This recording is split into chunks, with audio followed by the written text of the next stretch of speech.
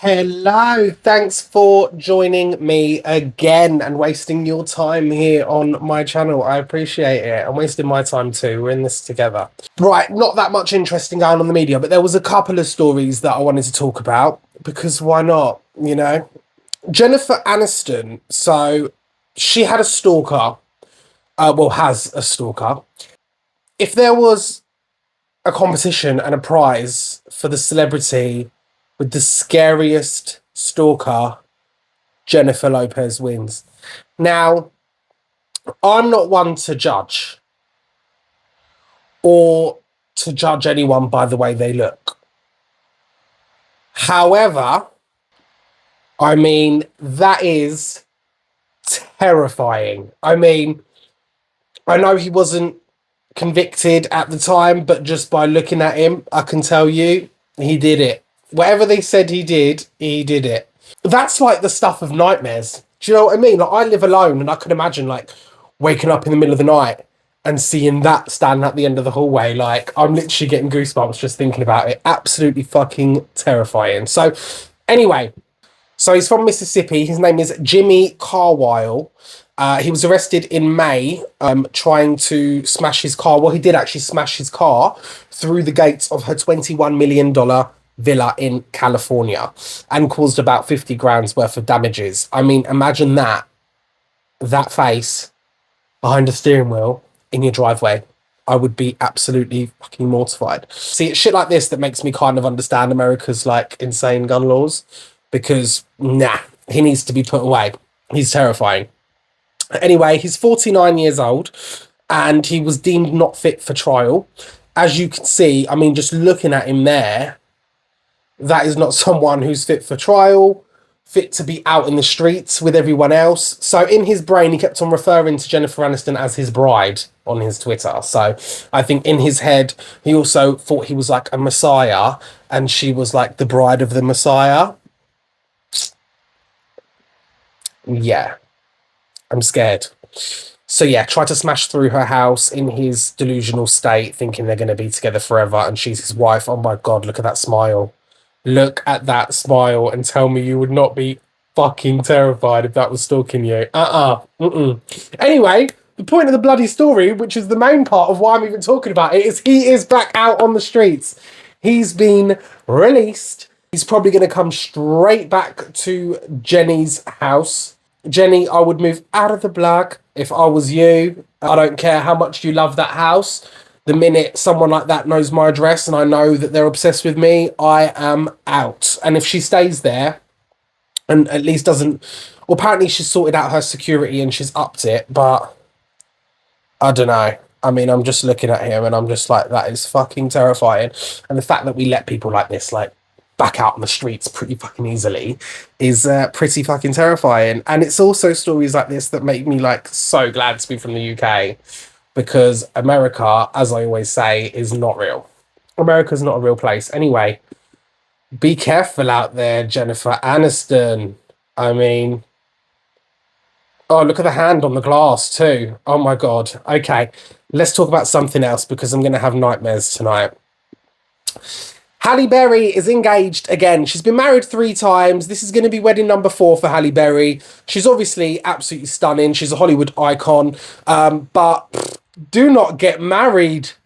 Girl, what are you thinking, Halle Berry? I know you probably think I love this man, but it's a bad idea. She basically is the worst at choosing a man. So just another little backstory. So the first guy she was with, I think he was a Latino. And that was a brief marriage or whatever. He still talks shit about her in the press now, 30 years later. Again, he's just embarrassing. Off with him. The next one she had a kid with. And then she met another husband who she also had a kid with. And then those 2 husbands were beating the shit out of each other. I mean, one of them, he does not look in a good way. He definitely got fucked up. I think by her current husband at that time beat up her ex, who's this guy, Gabriel Aubrey.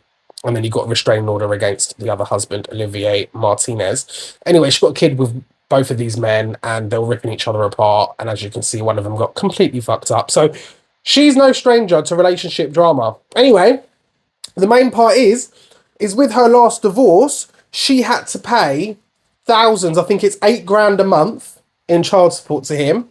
And she also had to pay for all schooling, pretty much everything. All the bills were down to her, which I think is just stupid of her to get married. But I do think, equal rights. If a man earns more than a woman, then he's required to pay, and obviously the same works both ways. But 8 grand a month in child support, plus roughly 4.3% of her income above $2 million, and obviously the schooling and extras. So she got fucked over in that divorce agreement.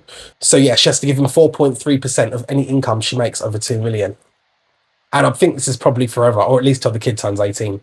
So the fact she's going to enter into another marriage, I think she's ridiculous, and it's a really stupid decision. But how does my hair look? Do I look crazy? Yeah, I look a bit crazy, but oh well. Yeah, so I know she's not going to see this, but Halle, if you come across this video, do not do it, girl. You do not know how to choose a man. Your choices are very questionable. Sure, we all know that shit's coming out about the files, and it's actually quite scary how much influence this man had, not just in the entertainment world, but in the political world. Just how influential he actually was globally, politically, in every way. It's scary. Anyway, person I wanted to touch on today was Naomi Campbell. So I've always loved Naomi Campbell, right? She's a British modelling icon, one of the greatest models of all time. But it's coming out now in a lot of these emails that she was very desperate to get on his private jet every opportunity she had and get to any party that was going on. She was also trying to make him see her swimsuit collection. She was like, "Hello, Naomi here. Would like to know when I can speak to Jeffrey about my swimsuit line for a meeting with Victoria's Secret. I have pics and some of the suits with me." So, I mean, she was just another one that was... There's something shady about Naomi Campbell. Well, I've always loved Naomi Campbell. Ever since she bashed her assistant in the head with the phone, that is when I realised I loved Naomi Campbell.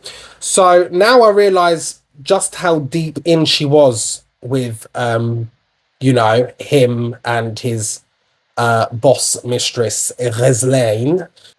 Yeah, it's quite scary. Like these Hollywood elites and these billionaires are probably shaking right now. But I think the ones with enough money and enough influence are the ones that are getting their names redacted from all of these files. So although they're releasing the files, they're not really releasing the files because they're still protecting people. It's a very corrupt, fucked up place.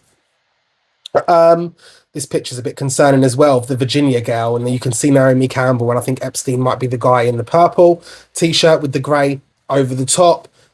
What happened to that Virginia girl? Because she tried to sue Prince Andrew. The Queen paid off his bills. I think she got £12 million. I thought she was just going to ride off into the sunset and enjoy her millions. But then she apparently had this accident where a school bus crashed into her, and then she'd done that post on Instagram saying she was on death's door, and then she survived that, and everyone was saying she was lying, and then boom, apparently she committed suicide. Something very, very weird going on. I don't think we know even the tip of the iceberg of just how much this man had infiltrated every single industry in pretty much every single influential country. It's terrifying. There's so many more stories connected to him and many more celebrities. But I just wanted to talk about Naomi Campbell briefly because she's had one of the greatest modelling careers. She's made millions. Also, remember she done that whole blood diamond thing that she had, that she got pulled in for the what's it called? Deposition, where she had that deposition, and it's quite iconic when she's like, I really didn't want to be here. This is a big inconvenience for me. Girl, shut up and answer the questions. You were handling stolen blood diamonds. I don't know. She's messy. There's something dark about Naomi's energy. I mean, she's still an icon, though. If she threw a phone at my head, I'd probably say thank you. She is Naomi Campbell. Listen, while we're on this subject, I never thought I'd feel sorry for royals, especially princes or princesses. I mean, I don't even think royals should exist, personally. I don't think any human is any more important than any other human, no matter what you look like, where you're from, anywhere in this entire planet. No human is more important or royal to other humans. I think that's bollocks. But unfortunately, they still exist around the world. Anyway, my point is, the two ugly stepsisters The two ugly princesses, bless them, Eugenie and Beatrice. I mean, can their parents be any worse? Like, imagine that being your parents. So Andrew being your parent, who has done nothing but humiliate himself for years now. Do you remember that Newsnight interview? I don't sweat. I didn't sweat then, but then I sweated then, but I don't sweat. Shut up, Andrew. Just stop. Just stop. So that was humiliating.